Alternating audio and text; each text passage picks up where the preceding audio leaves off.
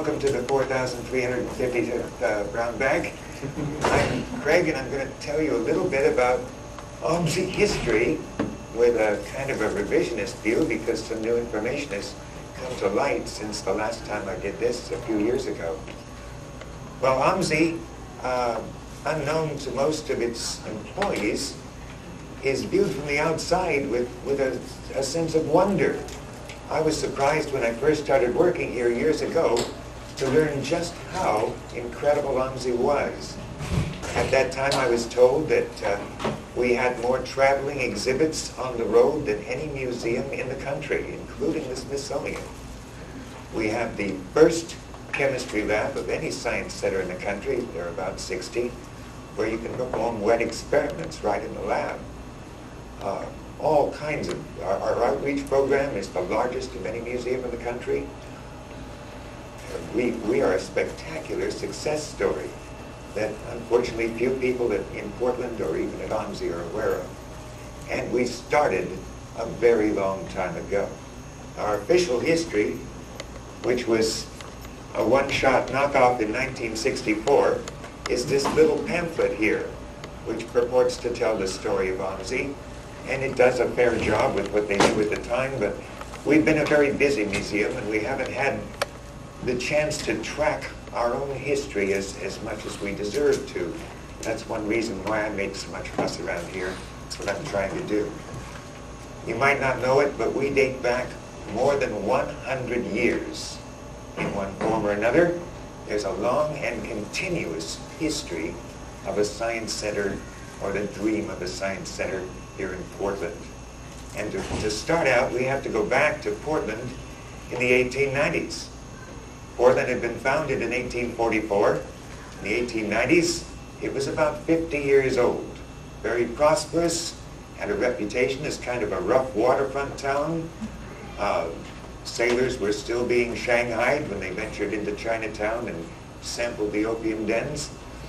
There were brawls on the waterfront, fights between stevedores. A lot of people called us Stumptown back then.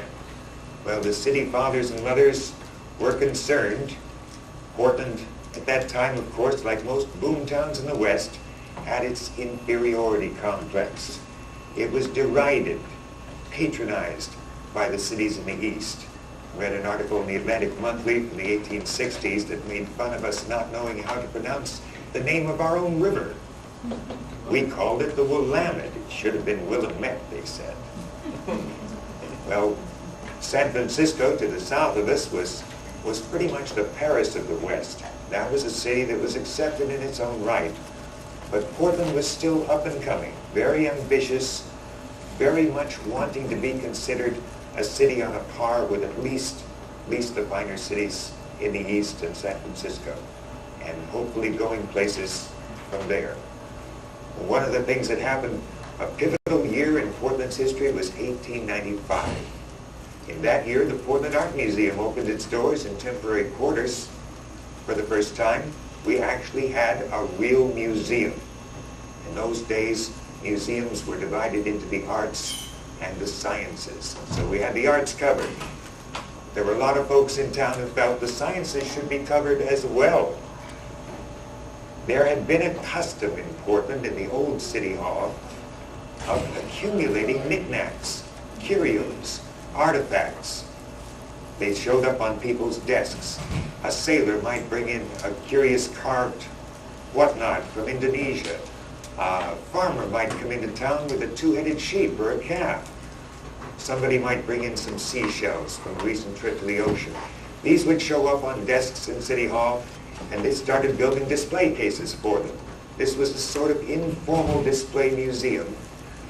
And in 1895, when a wonderful new City Hall was built in Portland, this was officially recognized.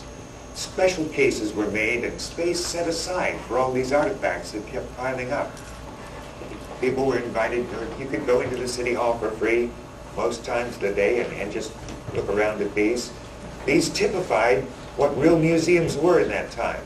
Collections of static displays, either on the floor, mounted on the walls, arrayed on tables, or safely ensconced in display cases. That's what people thought of as a museum. There was no sense of hands-on, except maybe you pet the two-headed sheep very carefully because it was preserved in arsenic. Not much else in the way that we know a museum today. But there was a strong feeling that Portland should have a science museum. Now, we had a visitor in the 1890s, C. Hart Merriam, a famous naturalist. He worked for the Department of Agriculture as well, and he was a friend of John Muir and L.L. Hawkins and several naturalists and conservationists here in Portland. He came to speak, and part of his speech was a challenge. He said, Oregon needs a museum to display her natural resources and productions. You need such a museum for consultations. Your children need such a museum as one of the educational advantages to which they are entitled. The time is not far distant when well-selected types of various groups of animals, plants, and minerals will be considered necessary adjuncts to our schools. Already, the advantage of object lessons in natural science is universally recognized by teachers who must have access to collections for reference and study. Will you not put your shoulder to the wheel and establish the nucleus of a collection that will someday be the pride of Oregon?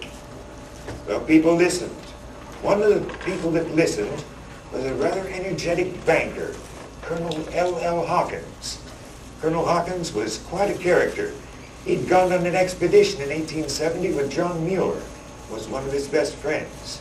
He was a conservationist from the word go, one of the founders of the Mazamas, and he felt strongly that Portland deserved a real science museum. In 1899, Colonel Hawkins joined the City Council as Commissioner of Parks. In fact, most of our city parks are the result of his work. He used to drive around town in a smart two-wheeled gig. The gig had a name. It was called Jupiter, pulled by two mashed horses, with a cigar poised in a jaunty manner. People knew him all over the city. Other than that, he was hiking all the time, climbing this or that mountain, going on long field trips. Well, Colonel Hawkins used his influence on the City Council to get the City Council to recognize this informal collection that had been accumulating as a museum. And in 1900, the city officially called it the Portland City Free Museum. Now, this was free to the public. It was located on the 4th floor of City Hall. If you go to City Hall today, you can go up to the 4th floor and try to imagine what it must have been like when it was lined with display cases, mastodon bones, arrowheads, Indonesian javelins, all sorts of artifacts. Excuse me, I did drive very quickly. Thanks to Colonel Hawkins' work, a lot more things started to show up. A lot more donations came in. Both wealthy members of the community and humbler members brought what they could. This was something that Portland appreciated. School tours were organized. In 1906, the museum was so popular, it hired an official curator. And it lasted until 1936, when the City Hall finally decided it needed room for more offices and closed off the 4th floor to make room for them. Now, on that 4th floor, we shared space.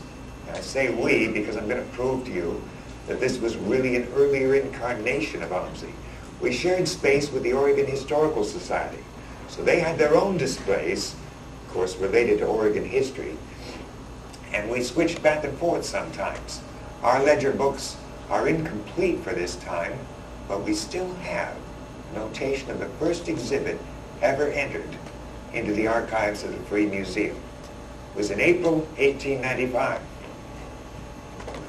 And this is it, a washing manual. Now, they thought so highly of this in 1895, I imagine it must be far older. I don't know if it still works. I'm not going to try it. When I was a kid, we used to use those things, and they always crushed the buttons on my shirts. Well, the Free Museum was popular, but it wasn't a true museum in the sense that it had its own building. It had only a couple of staff members. Things were very informal. Displays were very static. Not entirely. In In 1911, a wealthy woman in Portland lent the Free Museum a live alligator for display. Now, if you visit the fourth floor of City Hall with its elegant American Renaissance marble walls, to imagine a live alligator up there, eating children probably. Another time, a giant turtle was lent to the Free Museum. And it was very popular. Thousands of school children, Cub Scout tours, school tours, and just plain old Portlanders were visiting it. You have to imagine Portland in those days, very different town from today. In 1895, most Portlanders had come west in covered wagons. There were still fur trappers wandering the streets, hawking their wares. Sailing ships were the way you got to Portland from the ocean. And if you stop and think about it, in those days, when you traveled in Oregon, you traveled by steamboat. So Portland was kind of the hub of a web of steamboat routes that reached all over the Northwest, up into Canada. But this Free Museum, that was so popular, had its limited lifespan. In 1936, when it closed, there was no place to put the stuff. There was a lot of stuff. In 1901, the contents were evaluated by the city.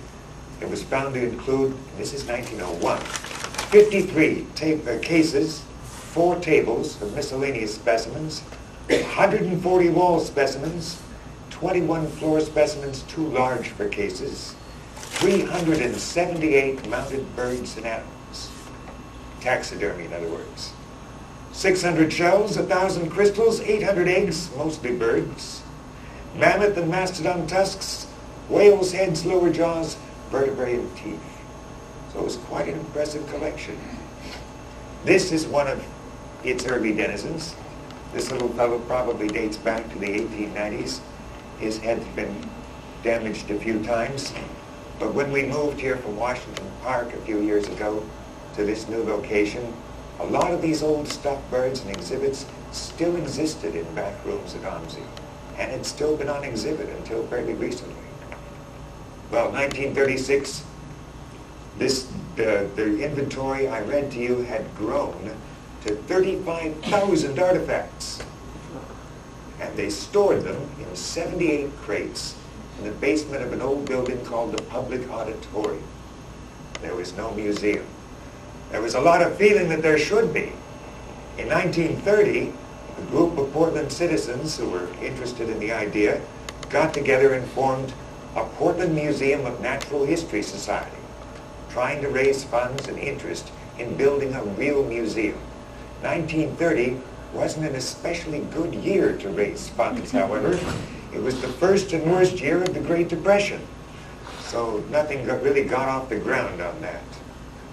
But a gentleman named John Stevens, a civil engineer who specialized in hydraulics, moved to Portland in the late 1930s, and he was intrigued as he became involved in geology groups. In fact, he became president of the Oregon Geological Society. He was intrigued by the fact that there was interest in building a science museum, but nothing was happening. He tried to revitalize this whole idea.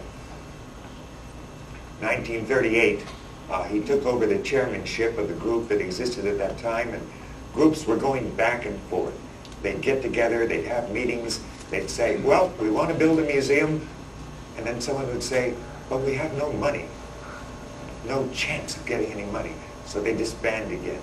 But they kept meeting, they kept the idea alive. And this became a statewide idea as well. In 1943, Governor Earl Snell of Oregon appointed a committee of 100. He wanted to get serious. He wanted this Portland Natural History Museum to also be a statewide museum. And about this time, other groups that were pushing for their own types of museums wanted to get on board as well. So they grandly conceived of a sort of an amalgamated museum that would include the Historical Center, would include the Battleship Oregon Memorial, would include natural history, and anything else that came along that they might think could be included as well. But again, World War II was in progress, and although there was a lot more interest, there was still no money. Resources were allocated for the war effort.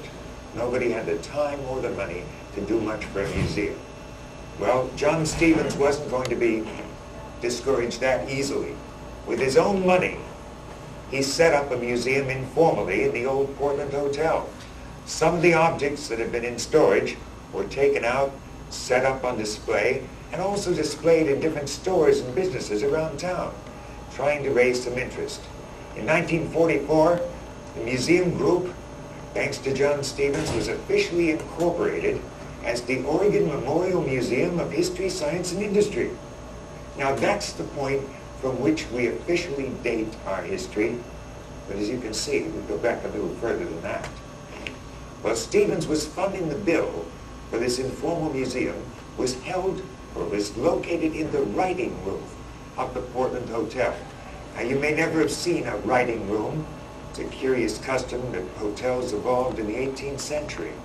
In this room, there would be a very long table covered with stationery and very, very badly maintained quill pens and inkwells.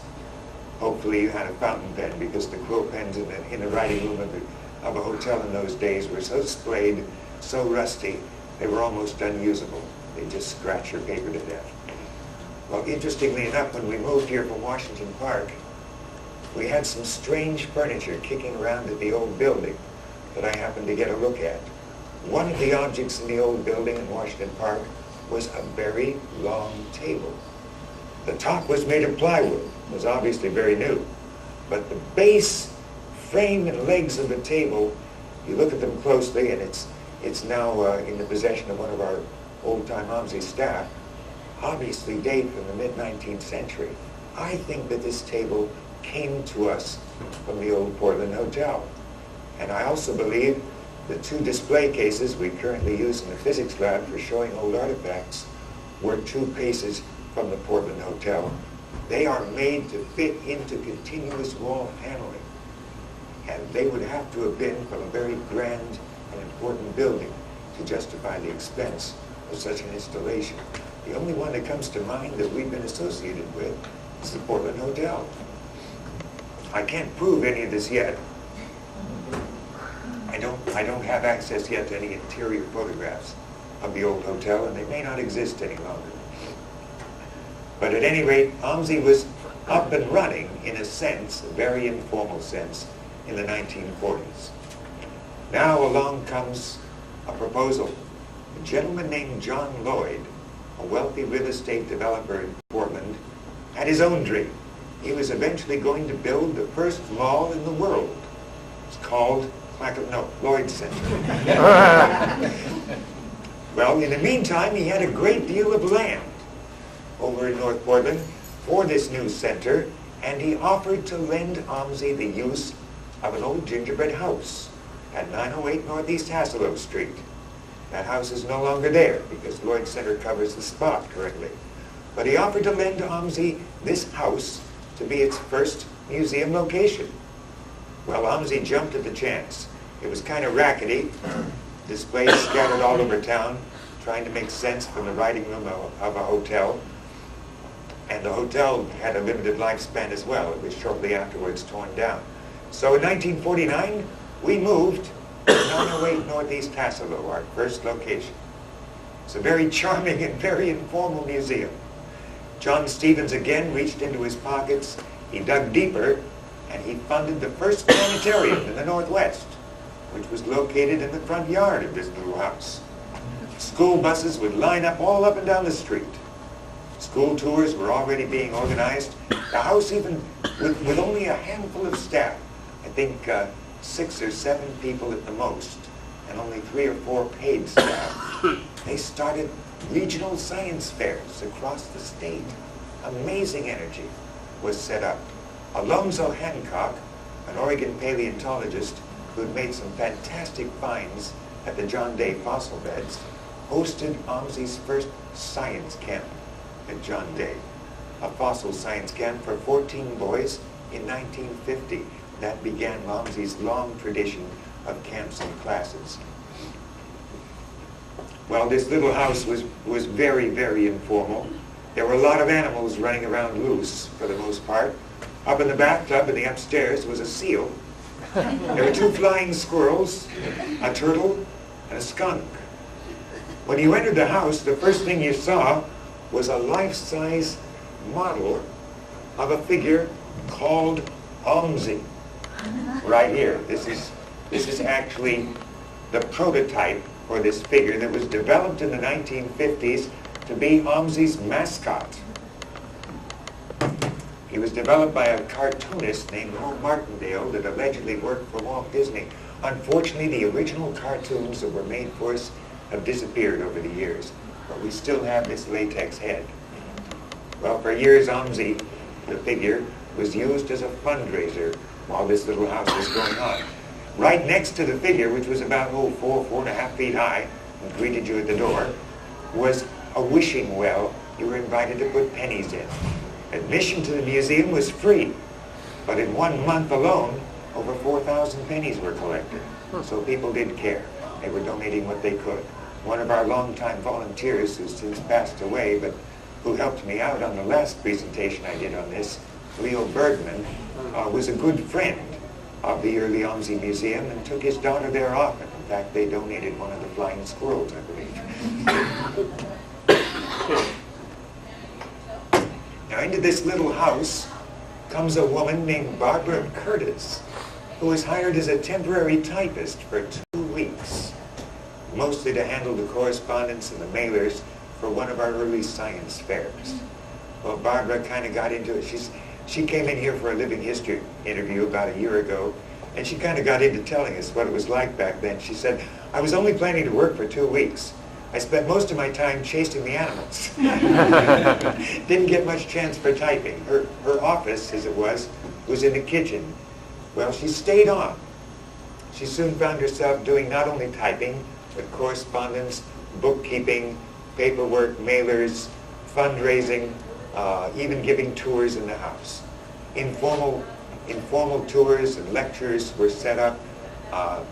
The Audubon Society funded a series of spectacular lectures at that time that were highly regarded in the community. But it was just a little house. There were static exhibits scattered all over the place, mounted on the walls.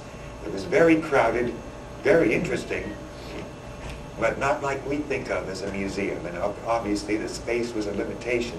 So often when school groups came, they had to line up outside the house because only a certain number could go in at a time.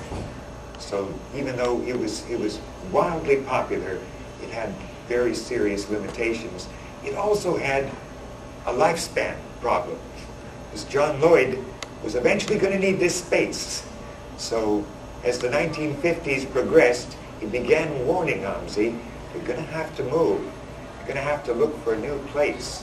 He offered to sell OMSI, or to set aside for OMSI itself for a very nominal fee, a small tract of land, one of his many properties, over northeast Portland, but OMSI didn't think that that would be a very suitable location.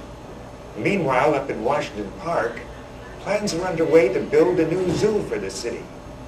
And once the plans were finalized, the city found that about 4 acres with a grassy knoll weren't going to be needed for this zoo. So they offered the land to OMSI at $1 a year for 99 years, and OMSI jumped at the chance. Great, a place to build. But then as now, OMSI had very little money. They needed, it was estimated, $650,000 to build a museum here. Well, we only had about $100,000 total. That was just a rock and a hard place. No way around that. So people at OMSI, supporters of OMSI like John Stevens, who'd been along all the way but was now aging rapidly. He was in his late 70s. Younger people from the city. One of the most spectacular was one of our early trustees, a Portland businessman named Robert Welch, came on board and decided to help out. Now, Bob Welch was incredibly energetic. With this impending crisis coming up, we're going to be losing the house right around 1957. We've got to be out of here. Mr. Welch came up with a fantastic scheme he called Project Science. This was a total media blitz by the standards of the time to try to raise interest in building a real museum. And here we've been around for over 60 years. Already we're still looking for a genuine museum. Well, Mr. Welch organized some fantastic stuff. This impacted me. I was a school kid down in Eugene. I was in grade school. Believe it or not, this little house on Haslow Street with just a handful of employees was already sending out outreach teams to different schools. One of them came to my grade school, demonstrated something called a Van de Graaff generator. Kind of interesting, actually. But they also sent out mailers. And this is a Xerox copy of an original mailer. It has a figure of OMSI here, which was a mascot all grade school kids in Oregon knew, because these mailers were coming on a more or less regular basis. This mailer invited people to have a star named after them. You sent in $1, OMSI would promise to name a star after you. Remember, they had their planetarium. So there's a lot of interest in astronomy at OMSI. If you did this, you were eligible for a special contest. The prize was a student trip with one parent, and one parent is in block capitals, 5-day trip to either Sun Valley, Hollywood movie studios, and you can see a movie it says, or the Royal Hawaiian Hotel in Honolulu. That was your choice. Well, I asked Leo Bergman when we were preparing for the last brown bag I did, one parent, that seems kind of cheap and cheesy. And Mr. Bergman says, well, Dr. Dyack, who is really important in trying to get this show on the road, was funding this whole gig. And he was paying for the prize out of his own pocket. That's all he could afford. Sam Dyack joined the OMSI team in the early 1950s. He was a local Portland doctor. He's an amazingly genial guy, very friendly to everyone. He was known as Portland's beloved beggar because he started just going around town and saying, hey, can you cough up some money for OMSI? Hey, we're trying to build a museum. Hey, can you help us out? And everybody did. Nobody was offended by him. He got support going right and left. And in conjunction with Mr. Welch's fantastic schemes, the two of them managed to get more and more funding toward this eventual date when they'd have to move from a little house, and hopefully they could afford to build in Washington Park. Well, Mr. Welch's schemes, if I can find the right notes here, were incredible. First of all, he created OMSI. This was his own idea. This little antenna is called a telerocitor, by the way. He created a phone number school kids could call. It was a Belmont exchange. In those days, the phone system was divided into districts in a city. Each district had its own exchange prefix. And the message you got if you called OMSI was sizzling satellites. Science is fun. Satellites were sizzling in those days. Sputnik was about to be launched in 1957. Well, the problem was 10,000 school kids decided to call this number. The Belmont Exchange collapsed. The emergency numbers for the fire and police services wouldn't work at all. You picked up the phone, all you got was just noisy kids. The system broke down to the point where you heard hundreds of kids literally talking at the same time. So the next day, the Oregonian headline read, OMSI creates Frankenstein. Not exactly good for a PR department. Meanwhile, Mr. Welch not only had OMSI trying to raise funds, but he sent out 50,000 keys that you could use for admission to OMSI, 50,000 autographed pictures, supposedly autographed by OMSI, mailers all over the state, trying to get kids and parents galvanized into supporting this needed project. But still, there wasn't nearly enough money. What to do? Well, there are two official stories that have come down to us. One was that Bob Welch called a meeting of all the civic leaders who were concerned about OMSI, and he put a tape recorder in the middle of the table and said, how to build a museum with no funds. Give me your ideas. Somebody come up with something. And supposedly, somebody came up with the idea to have a pioneer-style barn raising, where we'd get donation of materials and labor, and we would build the building with the community's support. The other story was that Bob Welch himself came up with this idea. So those two stories were what I had to work with last time I did this talk, and I believe them. I believe everything I read, of course. Then a few months after I gave that talk, out of the blue, a phone call came into OMSI. Some elderly gentleman who claimed to have been involved in this barn raising wished to donate a sign to us that was put up on that day. And his name was Leonard Pardue. He was president at that time of the Unit Masonry Association. That was the local association of bricklayers and masons. And he claims, and I believe it, he's a very truthful gentleman with a very high sense of integrity, that he told his friend Bob Welch he had a plan. Welch and Sam Dyack, according to him, were desperate. They had run out of ideas. They couldn't raise any more money. The time to move was coming fast upon them. He claims he came up with this idea of the barn raising, and he grew up in the pioneer world. He was born in Arkansas, raised on a ranch in Texas. So the pioneer spirit was all through his early life. By the age of 10, he was in charge of a cattle drive, because all the men in his family had gone off to World War I. Well, he actually had saved the sign that they put up on this site, and we now have it in our collections. It's a wonderful sign. You'll see it in just a minute. What I'm going to do now is ask Jenna to start a film for us. This is a film in color that was taken of the construction the first day of OMSI in Washington Park. This is the sign that Mr. Pardue donated to us. He was the chairman of this day.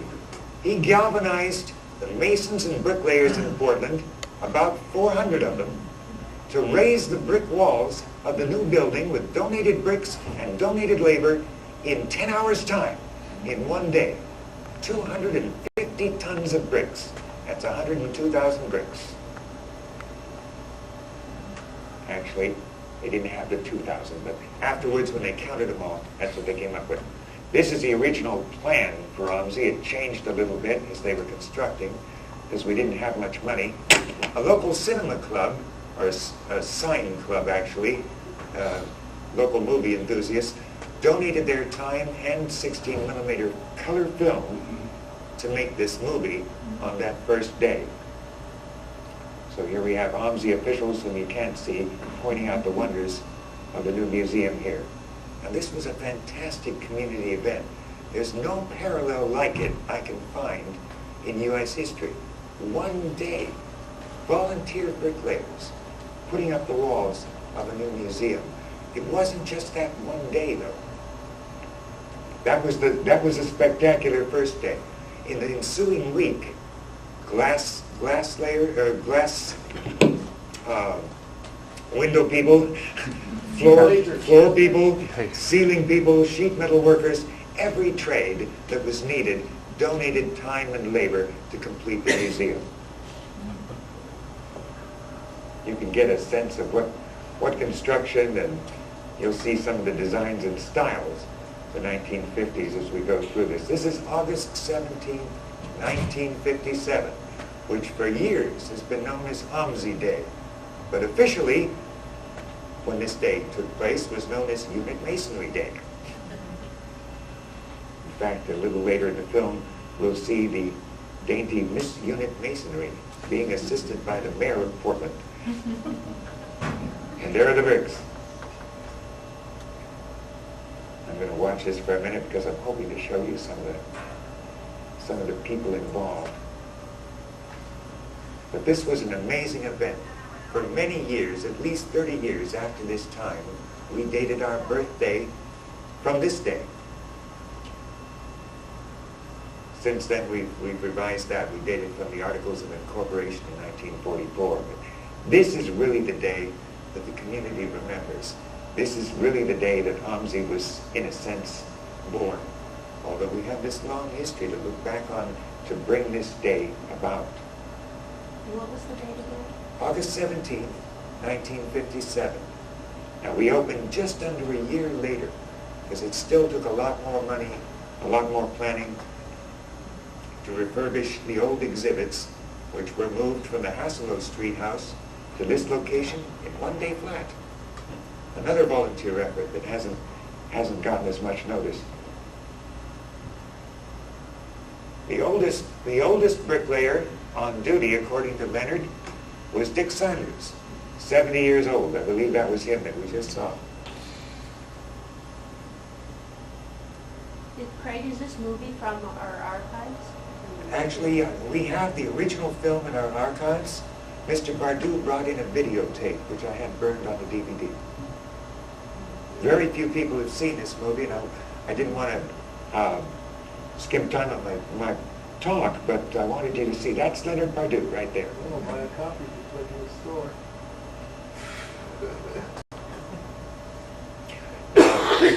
As we go on with this film, and you see all the construction and everything, you'll see the celebration at the end of it.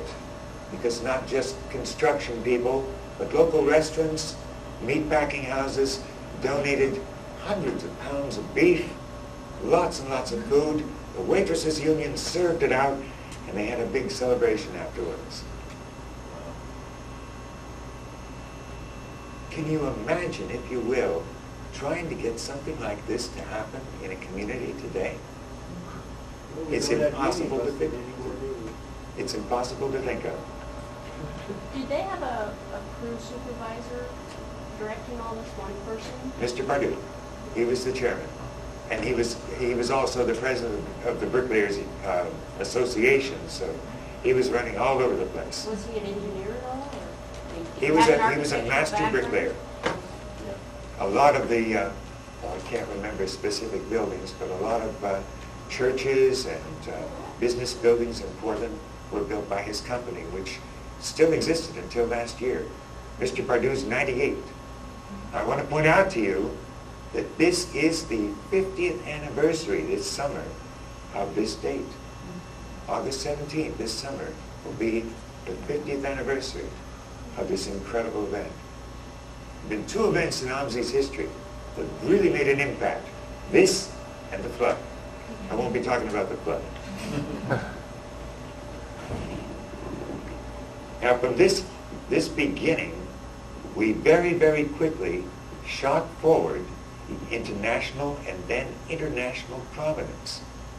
This is a museum in Portland, Oregon, on the Willamette River, remember. No big endowment here. If you go to New York to the Science Center there, admission is still free. They've got money to throw away. You go to Chicago, their museum is backed by the Rockefeller Foundation. Other science museums in this country often have generous endowments or large funding sources available, or they're just run by the city. OMSI has always been on its own hook, kind of a wing and a prayer. In fact, Barbara Curtis told us that when she was working at OMSI, things got so bad at one point that when they had to meet payroll, yes, little comedies put in here. When they had to meet payroll, she went to the board of trustees and they just passed a hat around.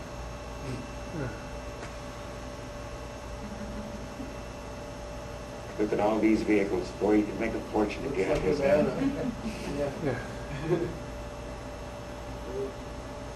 Now, I wasn't involved in this. I still lived in Eugene. But the news rocketed around the state from school to school, and all of a sudden every kid wanted to go to OMSI. What would you see if you went to OMSI in those early days? Well, once they got the museum completed, you saw some pretty spectacular stuff. We had a diving bell, for example. The Navy donated an entire ship's bridge inside the museum. We had the famous Foucault pendulum. We had an exhibit that was purchased from Germany for $12,500 that was the star of the whole shebang, called the Transparent Woman, or as we kids called it back then, the Plastic Lady. because you could get models in the hobby stores. There he is again, that's Leonard. He wants to show people that he can do the work just as good or better than they can. Craig, do we still have that pendulum anywhere? Yes, we do. It's a bronze ball that weighs 112 pounds, and it's currently in storage. I've been trying for years to get it re-erected.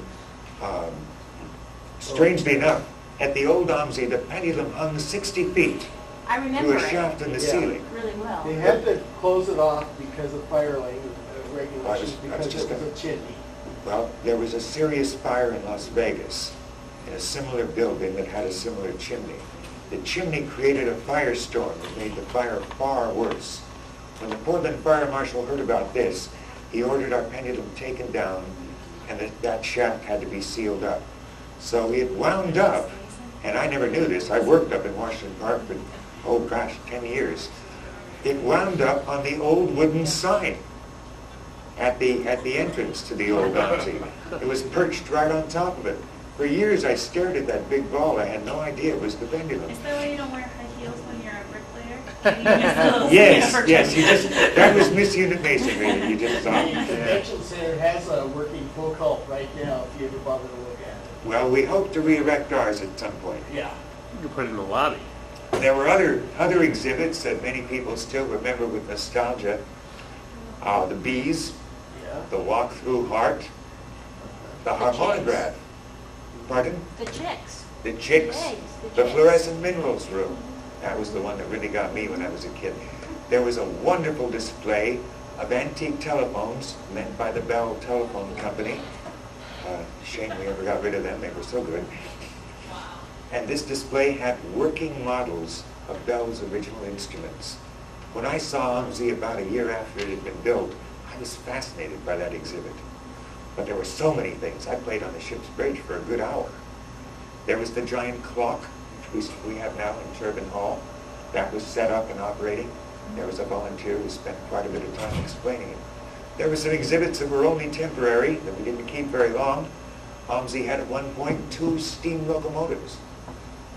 And we had 2 Navy planes outside the building for years. In the 1970s, OMSI was offered its own nuclear reactor. I ran across the correspondence between the president of OMSI and Oregon State University. It was a lab reactor. It weighed about 10 tons.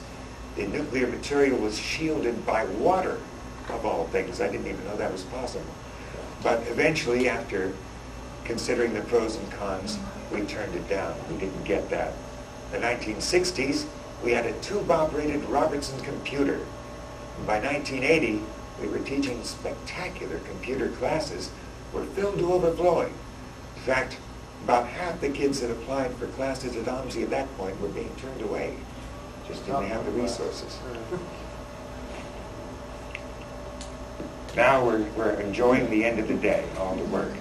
I want you to watch. I'm not going to pay attention to the whole film, but the very end of this film is priceless. Because the guys that were taking the video, at the end of the day, they took the whole day's action and speeded it up. So you see about 2 minutes, and the walls are going up, cars and trucks going together like Keystone Cops. Everything happens in 2 minutes. I wish I imagine they thought they could do that themselves.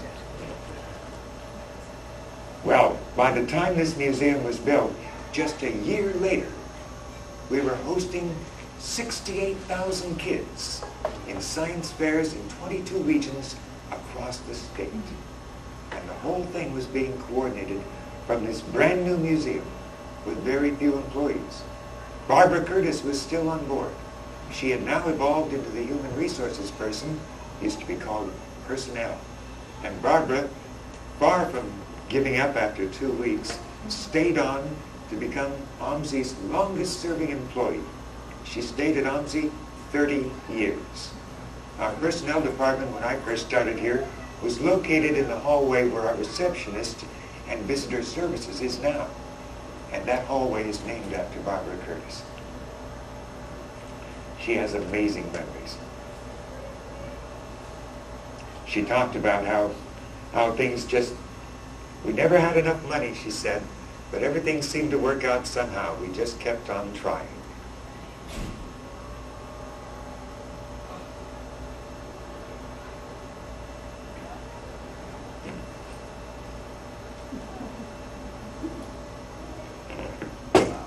But this OMSI's collections, oh, they're having some fun. I don't, Mr. Bardou didn't explain to us when he came in what that was all about. He just said, oh, we had a big nose thing there for a while.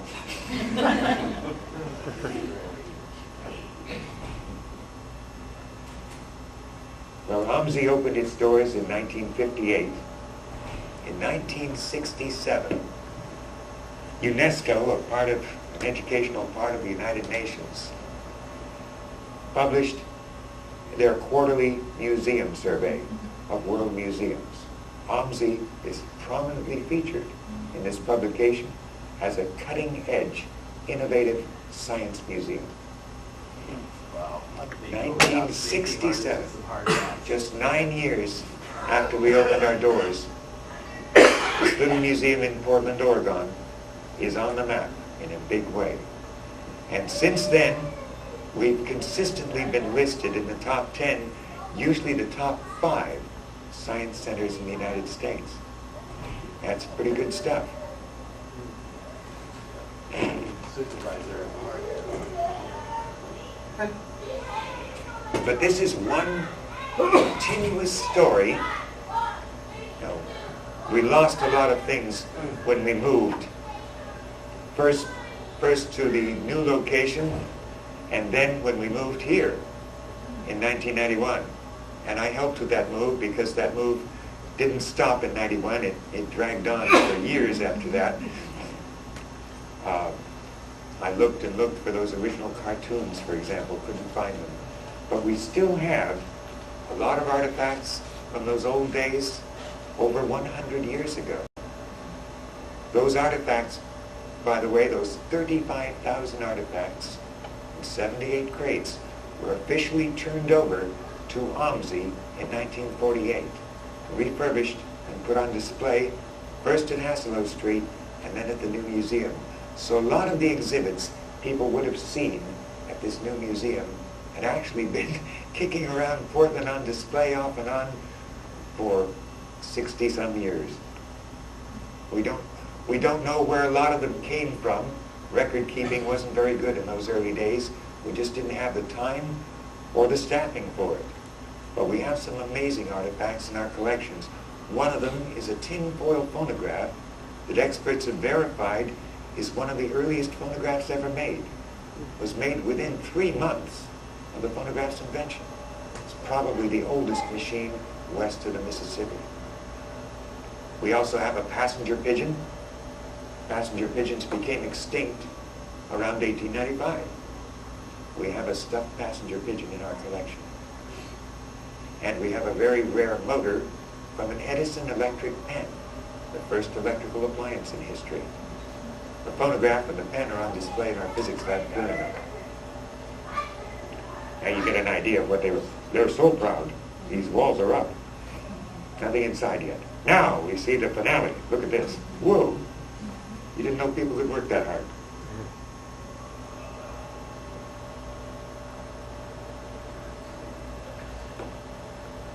This is amazing. Wait till you see the driving.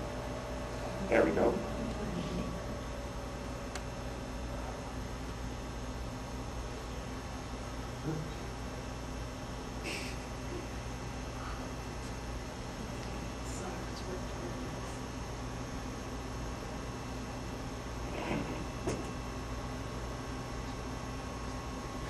We wound up being a lot different than those early founders back in the 1890s ever expected. Museums changed a lot from 1900. In 1902, Germany, the Munich Technology Museum opened, and it was the first museum to have something called interactive displays, hands-on interactive displays.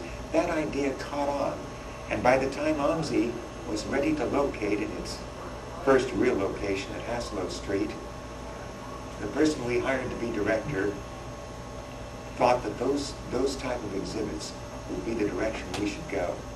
So even in those earliest days, we already had people designing and building exhibits. In fact, our exhibits department claims that they date back as early as 1947.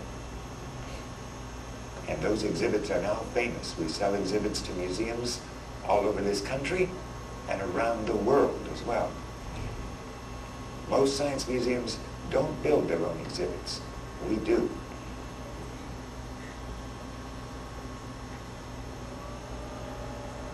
This is absolutely amazing. This was a day that people who I've talked to that witnessed this day tell me half the kids in the city came up to see what was going on. Of course, it was a very patriotic time as well.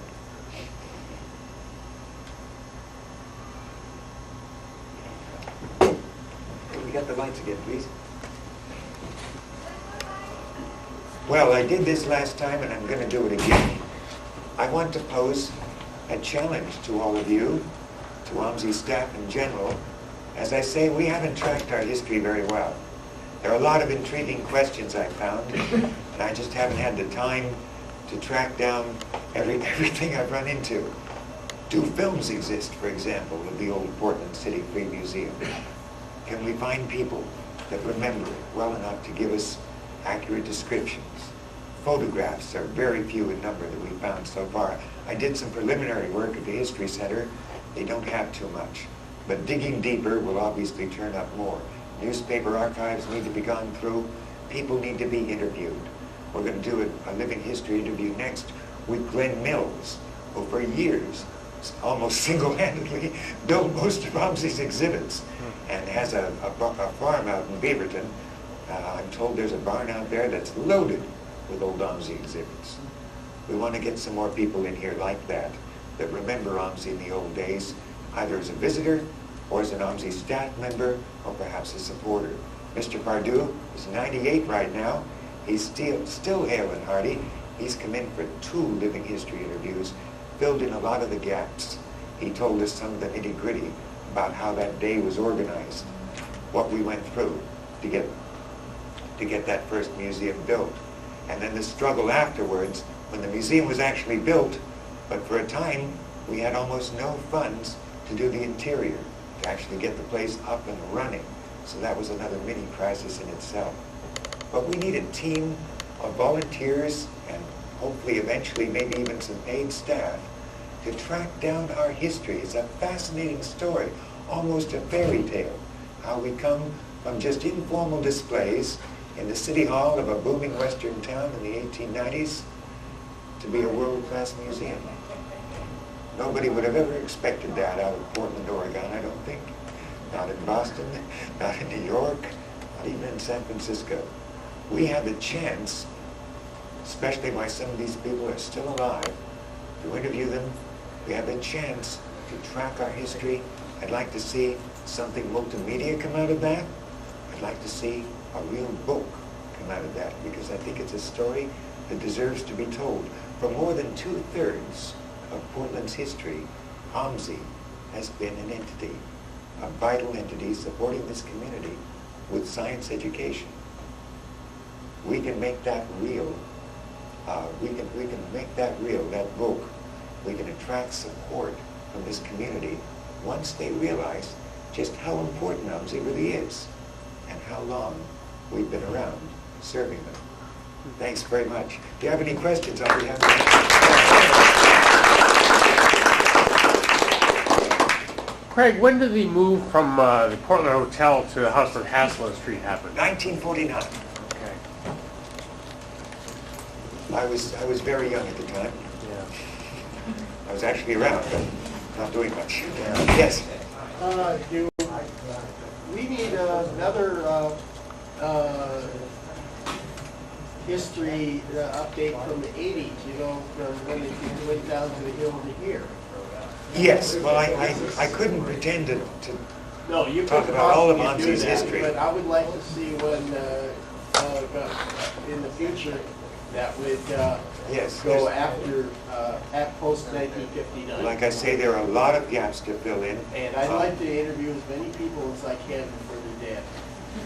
Well, we unfortunately lost one of the key people we could have interviewed. A longtime president in the early days of OMSI on the Hill was Lorne McKinley. He really was responsible almost single-handedly for bringing OMSI from a very informal status when the museum first opened in Washington Park to the world-class status it was to have 10 years later. Mr. McKinley passed away just a couple of years ago, unfortunately, and we won't have the chance to interview him now. But there are still people we can track down, still people we can find who have the memories. Hopefully we'll come up with artifacts, photographs, newspaper articles. I'd like to find out more about this Colonel Hawkins, for example.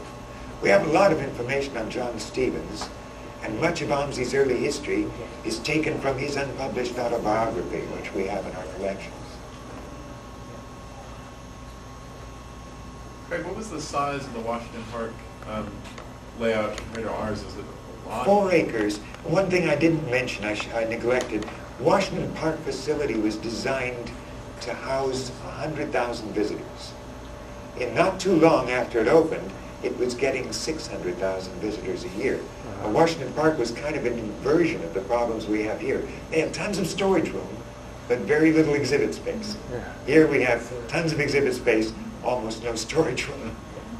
Of course, I'd like to mention that one of the problems of the old one was it's in the slide area, and they're afraid of it going into the canyon with all the activity going on. Well, the main reason we had to move was we just didn't, the building was aging rapidly. It needed extensive renovation. Parking was very limited.